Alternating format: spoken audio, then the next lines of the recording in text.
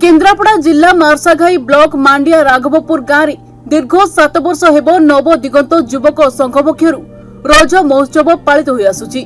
7म वार्षिक महोत्सव में मुख्य अतिथि भाव में राजनगर ब्लॉक शिक्षा अधिकारी मनोरंजन सेठी, सांबादिक पिंटू महाराणा, राघवपुर पंचायत सरपंच रमेश चंद्र लेंका, कपिलमुनि हाईस्कूल शिक्षक प्रसन्न कुमार परिडा जोगदे रज पर्व विषय आलोकपात करथिले। ए सभारे समरेंद्र साहू सभापतित्व करथिले।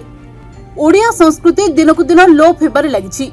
एहाकु आखि आगरे रखी नव दिगंत युवक संघ पक्षरु प्रतिवर्ष हेउथिबा ए प्रयास को शाबाशी देइथिले सम्मानित अतिथि। रजर प्रथम दिन में महिला मानक पई बाल्टी बॉल थ्रो खेल, बेलून साहाय्य पेपर कप खेल, म्यूजिक चेयर भली खेल होइतिला। द्वितीय दिन में स्पून एंड पोटाटो, छुंचे सूता खेल सांगकु नाच गीत करी मनोरंजन करा जायतिला। तृतीय दिन में स्कीपिंग, पेंटिंग, पुची खेल, दोली खेल होइतिला। रजर शेष दिन में प्रतियोगिता कृतित्व अर्जन करथिबा युवती और महिला मानकु अनुष्ठान पक्षरु पुरस्कृत करा जायतिला।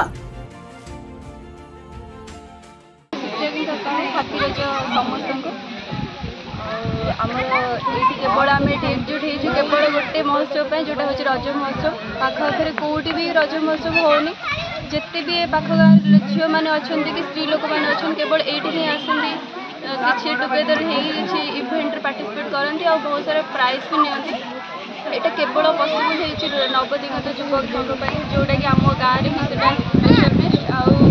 केवल रज महोत्सव नवदिगंत युवक संघ बहुत ही कम आम गाँव को खुशी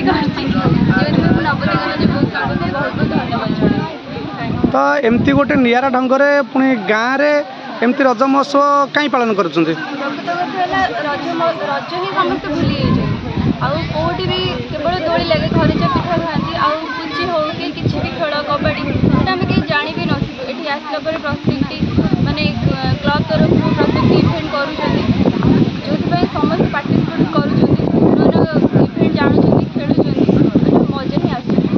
एटा हूँ आमर युवक संघ जे कि नवदिगंत युवक संघर गोटे चेष्टा जे कि ग्राम भाईचारा संस्कृति और परंपरा को लेकर एटा आम रजर गोटे फेस्टिवल आम प्रत्येक वर्ष पालुचु, जोटा कि इपाई करुचु कि आम गाँव जो मैंने सब रही जाऊँ घर भीतर जो स्त्री लोक मैंने पिला माने सेमानकु नेइकिरी केवल तांको मुहरे हस देबा एवं ए खेल द्वारा आम बाहर गाँव को गोटे मेसेज दौचु कि पाख आखरे जो खेल हो कि आम गाँव को बाहर जो मैंने झील मैंने भी बाहर को जाइए बाहर से आसुचन उत्कंठार सहित जे कि खेलवाई।